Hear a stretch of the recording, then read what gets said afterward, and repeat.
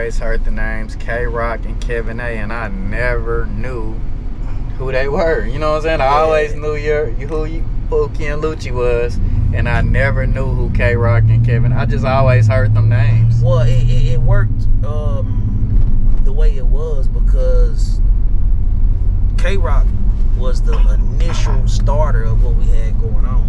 Yeah. But so he was rapping by himself?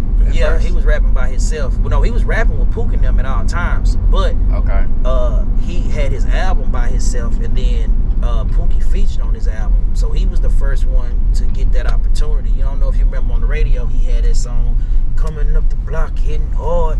Yeah. Rolling over haters, both. Yeah. You know what I'm saying? So he had that, you know what I'm saying? And that was getting traction. That's what got Kevin A noticed with the beats. You know what I mean? Kevin A was a producer. He didn't want to be seen. You know what I'm talking about? Yeah. So that's why you never seen him.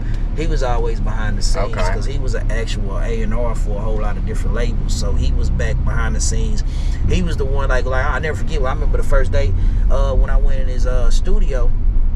I got to kick crates. He's moving record crates out of the way. This one they still getting vinyls. You know what I'm saying? It's a vinyl right here with Death Row and all this other type of shit. It's a vinyl over here with the Chronic. You know what I mean? That he's got to go service because he used to go service K104 and the other radio stations. You know what I'm saying? So I'm seeing unreleased music that ain't even out yet. Man, you know what I'm talking about? In his office that he's doing the service thing through. Yeah. So he would do that service, and then that was him. But K-Roc, the reason why you don't really see K-Roc is because K-Roc stopped before he could go where he wanted to, where he was meant to be. See, he stopped while we were doing. It's literally like this, bro. I was walking in the door, he was walking out. Literally. That's why you never heard me and K-Roc on no music together. You know what I mean? Because I was walking in the door when he was walking out. He was already bumping heads with Kevin about his money, and he was telling Pookie them about how Kevin janky and all this other type of stuff. But you know, Kevin hadn't showed none of them signs to Pookie them, and then you know, everybody got a character, bro. So when you gotta put facts up against a person's character, and if a person's character got any type of flaws in it, then it also deteriorates whatever the truth is, because it's like, well, you know, I can't take him at 100% face value. You know what I'm saying? So that slowed that down, and like I say, K-Roc left. Him and C-Pone, I don't know if you know C-Pone. C-Pone was part of it too. Them two left when they saw the when they saw whatever bullshit they saw with Kevin. So they left. So then that left just Pookie, me, and Mr. Montes. Okay. Cause see, you know, my Diabolical album was not my album. You know what I mean? It wasn't my album. It like some of the beats were already made, and they were for C-Pone. Okay. So when you open the Ripple album, one way he used to always promote the projects. When you open K-Roc album, it say coming soon, Mr. Pookie right there. It's the first thing you see. So when you open Pookie album, it said coming soon, C-Pone right there. But once he left, all Kevin did was switched it and open up the album. Same graphics, everything. Mr. Lucci coming soon. You know what I mean? And I was just shit, I was just in the right place at the right time. Right place at the right time, man. And Kevin A, I was told, you know, was running it. Chief came on here and told me that he actually, you know, turned you guys against each other. You know what I'm saying? He was telling you guys one thing and telling Chief another thing, and that's what kind of ruined you guys' situation. Man, that's BS. I ain't gonna say just all BS, bro, because this was the thing about it, man. Nigga, I used to fuck with Chief real strong. See, shout out C-Dog. Like, a lot of niggas don't know. You know who C-Dog is? Man, you putting me on game. Put me on game, man. C-Dog is a C-Dog right now. He's behind Big Homie Show. All the shit you see moving with Big Homie Show. Nah, for real. Shout out Big Homie Show. That's the interview that's on the way. Yeah, all right. C-Dog is a major player in the city. Always has been. You know what I mean? Him and Greg Street. You know what I'm saying? I might Street know Dog. who C-Dog is. I might know who you know what I'm is. saying? But he's like a Kevin A. He's a person that, nigga, if he don't want you to know who he is, you ain't gonna know him. You ain't gonna know what his face like, everything. You know what I'm saying?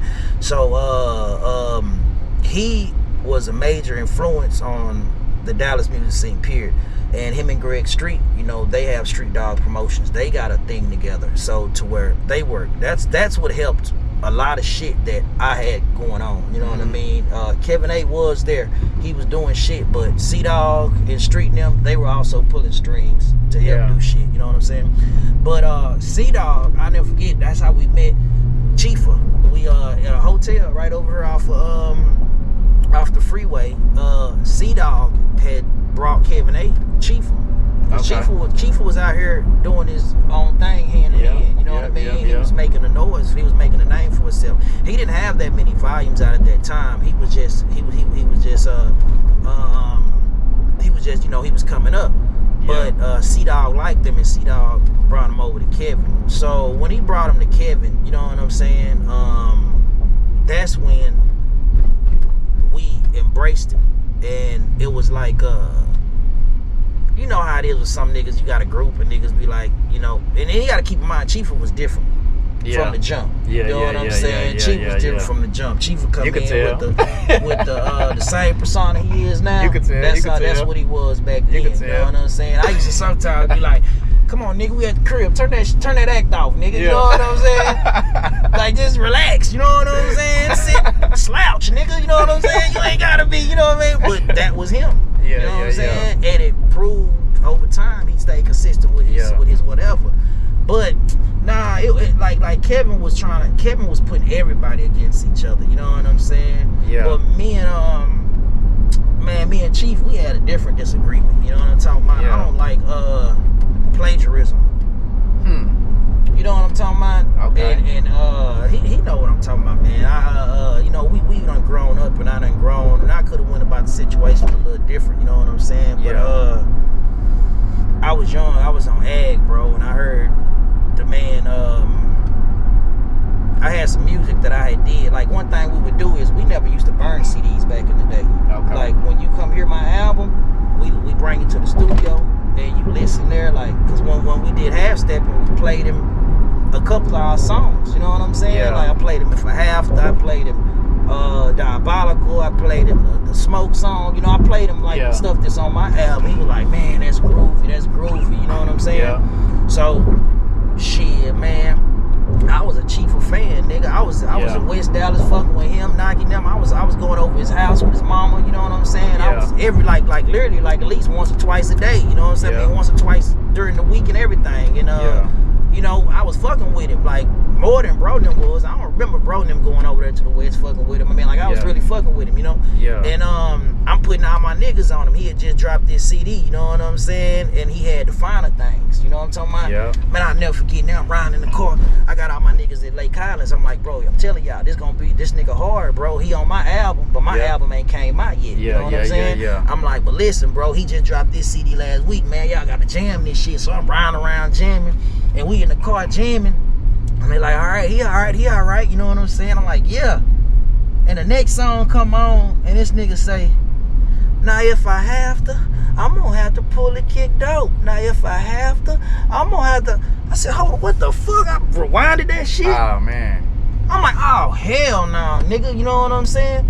I hit that nigga right then, bro. I say, my nigga, you took my motherfucking song, bro. Damn. You know what I'm saying? That nigga gonna say, little bro, God put music in everybody in different ways. I never, if you say you feel like that, I mean, but no, I write everything myself, this. I was like, and then we ended up having a meeting. You know what I'm saying? Because I called Kevin. I was mad, bro. I'm like, man, fuck that. I'm really ready to crash out. Because like I say, I mean, we had a deeper conversation than what I'm saying as far as on the phone. And then we ended up having a meeting. Him and his partner, King, rest in peace, King, they came over to my boy Shamike's apartment, and then we sat there, and then nigga like man, you know, it was one of them situations where, all right, we all in the room, you ask a nigga straight up, you know what I'm saying? Kevin, he trying to keep everything straight. You ask a nigga straight up, hey, well, did you steal the song? What? He told him the same thing, man. I write songs all day long. No. I ain't worried about no. I ain't got it. I'm like, man, nigga, I know what it is, you know what I'm saying? But it's like one of them situations, like, you know what, fuck it, bro. You know what I'm saying? You right, fuck it. You know what I'm saying? So that right there were me and Chief kind of went slighted, you know, kind of slighted ways, you know what I'm saying? But you know, man, I used to we used to take bro out of town, you know what I'm saying? All different cities and all type of shit. I show bro a lot of love, man. I just one thing about a man character, bro, that shit don't change, man. You know what I'm saying? And so I respectfully just had to back up, because it was actually a problem for a second. You know what I'm saying? It was actually a problem for a second. Now we grown now, you know what I'm saying? But it was a problem for a second. I ain't like that shit.